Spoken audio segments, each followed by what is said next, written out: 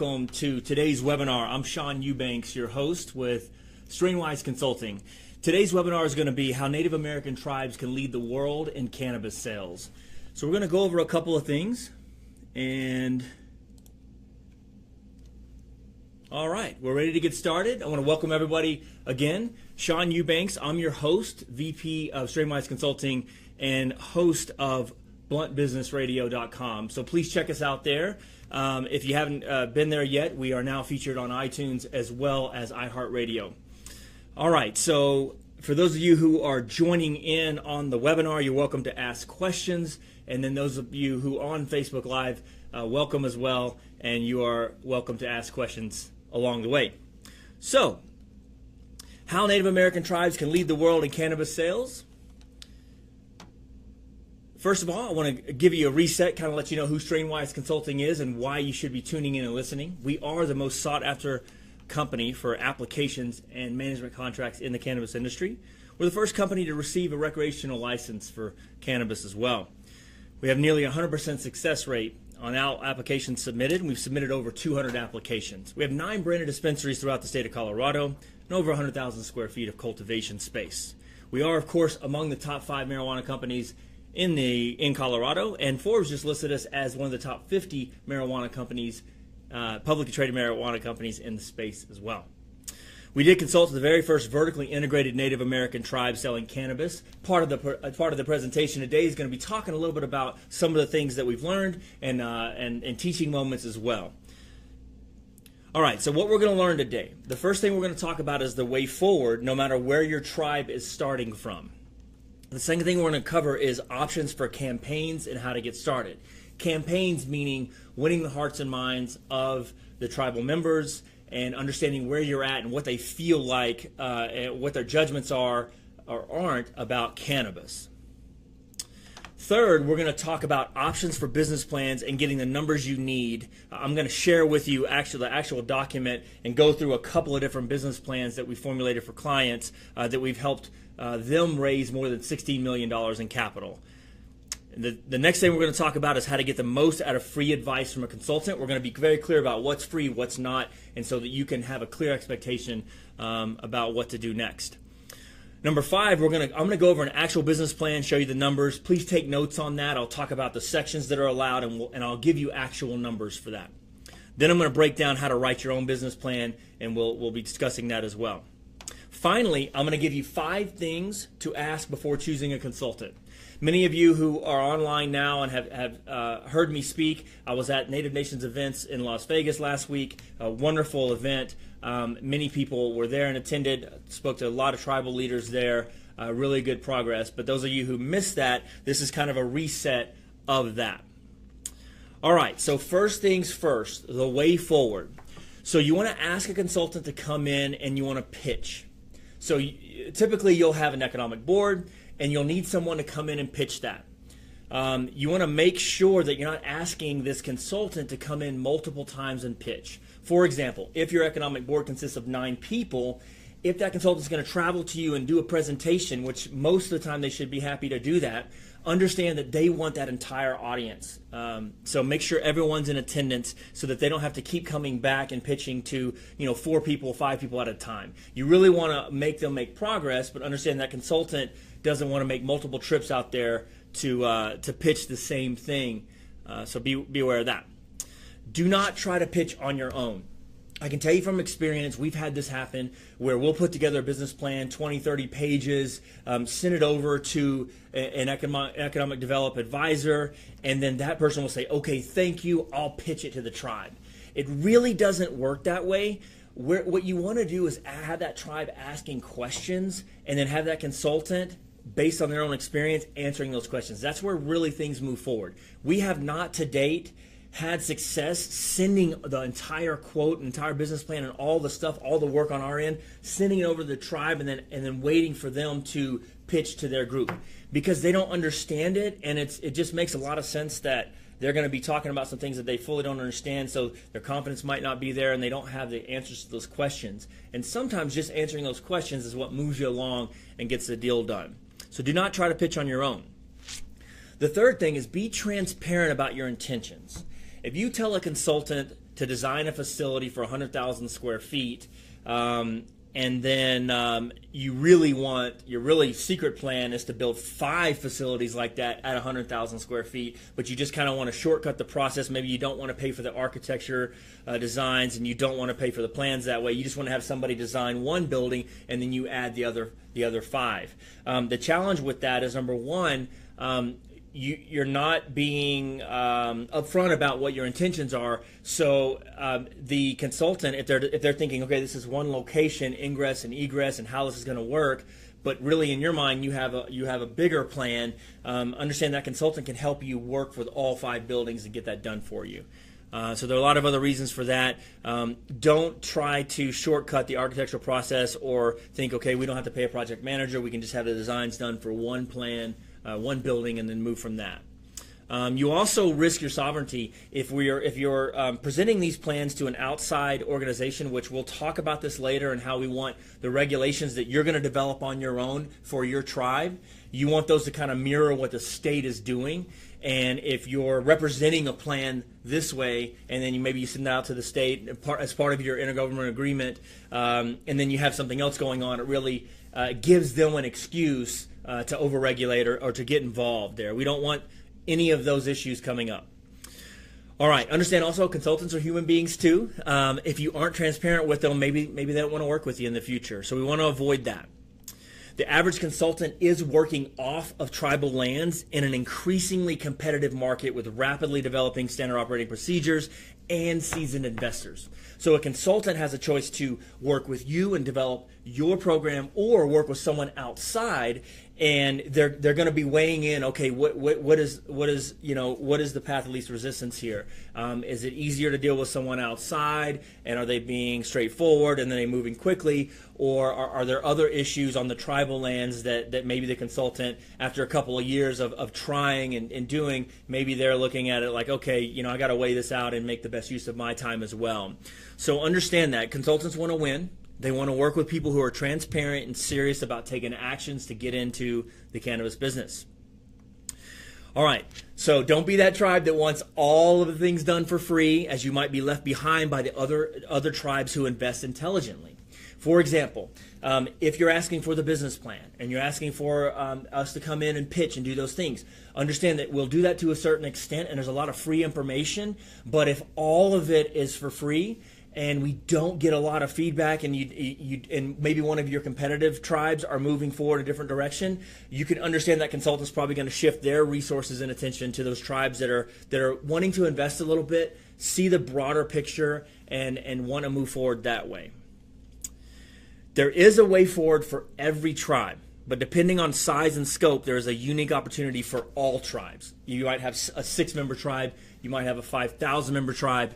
There are unique opportunities for each one of you to profit and to take care of your people and to have those resources back into your own community. They're just done at different levels, at different scopes. So understand that, but don't think that you're too small or that you don't have enough capital. Those things can usually be overcome if there's flexibility with the tribe. All right, so options for campaigns first.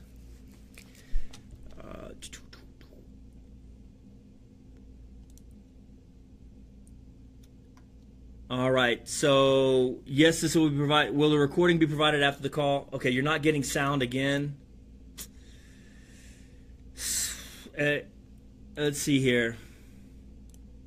Scaletta, do you have, let me know if you have sound. Alex, also let me know. Sorry, I don't have any audio sound. Is there sound at this time? Okay, let me know if you guys can hear me or not. All right, options for campaigns. All right, know the demographics of your tribe. And hold on, guys. I just want to make sure that this is correctly sharing. This is being recorded, so we can send you a copy of it. This is happening pretty much every week now as far as loss of sound and things like that, so please bear with us.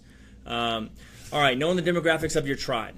This is important. So For example, you might have a tribe that has 2,500 people, but 60% of them might be over the age of 60, or 40% of them might be under the age of 21, things like that. So really the heart of your tribe and the people we need to be discussing this with and convincing them and showing the opportunity to is really just a smaller amount of people. So understand the demographics of your tribe.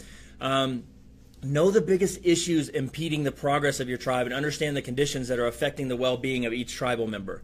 If it's alcohol or drug abuse or pain management, find out how cannabis helps to address those and center your presentation around what's best for your tribe and how it can help your people. Hey guys, if you're getting sound, let me know. Okay guys, if you're getting sound, let me know. All right, so let's see here. Okay, demographics of your tribe, we figured that out. If demographics are higher, for example, type it, yeah, go to Facebook Live. Okay, guys, just go to Facebook Live if you're looking at this and you still don't have audio here. All right, so know the biggest issues impeding the progress of your tribe. We talked about demographics. We'll move on. Understand the previous meetings that you've had and the approval ratings. So your approval rating might be at 20%, meaning the tribe has talked about the issue of cannabis. Now, there are some tribes that haven't discussed it at all, or they're a hard no, so they're at 0%. That's fine, too. That's still a starting point. If you're around 50%, just understand that and know where we need to start from. From that point, when you know your demographics, we're going to come up with an experience-based plan and the implementation of that. An example of an experience-based plan is we've gone before to knock on door to door. We've done that. Door to door, you obviously want to be with a tribal member for that so that it's not alarming when someone shows up and you kind of have the appearance of maybe a traveling salesman or something like that. But going door to door might be exactly what needs to happen for that campaign. You also want to understand the costs associated with that. If a consultant's telling you, okay, we're going to come out for free and do the campaign for you and knock on all those doors, understand you do get what you pay for, and there should be a cost associated with this. There's a lot of effort that has to happen. It usually takes several weeks for this plan to take place, and it's sitting down much like you would any kind of political campaign where you're sitting down face to face and you're discussing cannabis and things like that. So that's quite a process.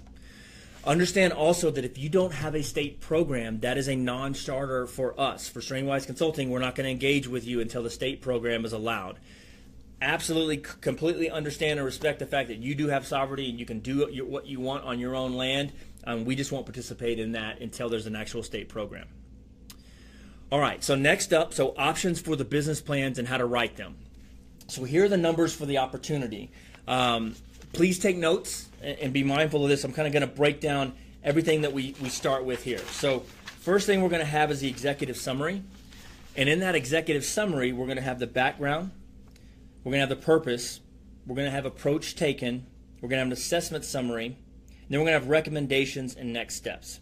There'll be an industry overview there, and you're going to have an industry overview, meaning what's happening across the country and also what's happening in your state and what's possible in your local jurisdiction there. Then we're going to talk about ownership and management, and we're going to talk about meaning, are you using an operator there? So who's going to own what? Consultants are still trying to take equity in deals. We don't do that. We believe in the sovereignty of the tribe, and we don't want to intermingle that. We don't need equity in a business. What we would love to do is come in and be your operator and show you how to grow from either 2 to 5 years and then turn the operation over to you eventually. That's our business model. There are several business models out there. You choose which one works for you. But in this ownership and management portions where we put who's going to operate the cultivation, processing, or retail, or all of the above if you're vertically integrated. Funding is next in this. We're going to talk about funding as well. Then we're going to talk about support requested. Again, that's going to kind of talk about the operator and who's going to handle that for you. After that, we're going to talk about state and local jurisdiction factors. This is a competitive analysis on what's going on around you. And many of the tribal lands that we visit just outside of these in a state that's legal, you have multiple competitors already forming, and we want to talk about those and how that works. If you're regulated by canopy size, that's one thing. If you're regulated by patient count, that's another thing. So we want to be upfront and realistic about those numbers. If you have several competitors in the area, you can't claim that you're going to get all of those patients, and you need to know how those patient counts, how they increase, and what's expected of that, and how long that takes. Very important. Then we're going to talk about licensing and program regulation. We want to help you set your own regulations up. That are going to mirror what the state does, okay? So we want the tribe to have their own regulations. If you start to abide by outside regulations, you're going to have issues with sovereignty, and you need to make sure that you're mindful of that. So what we like to do is take the state program and mirror that and create your own regulations for you that are usually more stringent. You usually want to show good faith there, and we want to signal to the outside world that, hey, even though you're on tribal land and you have sovereignty, you're following along and along with what the people outside of the reservation have to abide by. Very important there. So we'll talk about program regulation. In that program regulation, you're allowed to develop things talking about permissible use. If you're in a state that does not allow flower, we recommend that you don't allow flower on your reservation as well. You do extracts, concentrates, lozenges, tinctures, pills, products that are allowed in that arena. It's rare, but if you're in one of those states that doesn't allow that, we kind of want to mirror that program. If you're in a state that doesn't allow flower, and then you are growing flower and selling flower, you have a 60% revenue advantage over people outside, in addition to the taxes that you're not paying. So you end up having about 130% advantage, and that can discourage outsiders, and that can cause maybe lobbying groups to form and political action to take place outside to kind of put pressure. So we want to make sure that what you're doing inside mirrors the outside. Permissible products, we're talking about territories, where this is going to be sold and where it's not going to be sold, how it's going to happen, how it's going to come to market. Then we want to talk about the window of opportunity. And then we do an application overview there. A lot of business models are popping up now where you're having multiple cultivating operators on your reservation, and you're leasing it as a real estate play. If you're doing that, that's great. That's certainly a good business model. But just understand, you're going to have your own regulations written for you, for the tribe. And so you want to have your application process kind of mirror that. And we can get into that in a detail. I could do an entire webinar on it in itself. So then once we cover that, we cover basis of license award, non-resident ownership, and then license duration and renewal. Finally, we talk about market definition, market size, your potential customer base with your potential demand.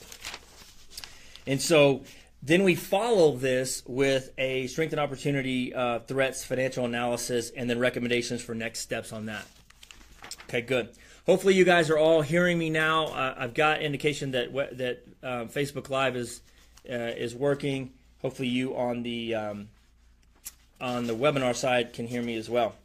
All right, so that's kind of an overview there of the opportunities and what's in the business plan and how to write that. If you want a detailed business plan, if you want something specific to your tribe, contact me here. My contact information is here. You do need to pay for that. That's something that takes a lot of research, and it's given to you in a way that explains everything about the opportunity specific to your local area, and it tells the tribe, the economic development board, what is actually possible. So yes, you can do generic overlays. You can take national numbers from an ArcView or New Frontier and things like that. There's a lot of great publications. Marijuana Business Daily has a tremendous amount of information, and you can pull kind of an overview of that. But what you need to overlay on that is actual numbers based on actual medicinal programs, how they develop and how they eventually mature in a recreational market. Remember, STRAINWISE, we were the very first recreational license awarded in the world. So we've navigated this since 2009 on the medical side, and then all the way through a mature market here in Colorado on the recreational side. So that business plan, if you want it specific, and I think it's worth its weight in gold because it helps you raise capital. Most importantly, it spells out to someone who is not familiar at all with cannabis what exactly is possible. And in some instances, people look at this, and depending on their capital and what's going to be needed, they might say, this is a tremendous opportunity, but we'd like to wait until we can bring in investment or do different things. So it's not always a go. Now, the typical cash flows. I want to give you these numbers, and I because people will email me and say, "Hey, give me the numbers. Tell me what's possible."